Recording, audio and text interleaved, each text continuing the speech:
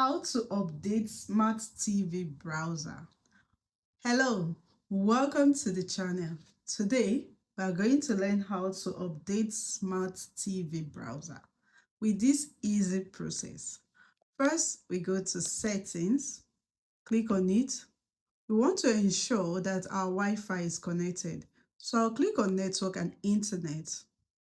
Now, I can check mine is connected. If yours is not connected, you can connect it. Next, we go to take it a little back, then go to device preferences. For many TVs, you'll see system. It's the same thing, you can click on it. Device preferences, then about. Under about section, we go to software updates, like this. Click on it, then go to network updates. Now it's giving us the option of system updates or service updates. Now click on system updates. Now we're going to check for updates. So click on check for updates.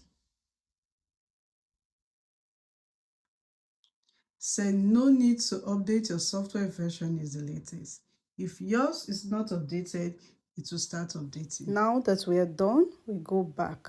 And as such, your Smart TV browser is up to date.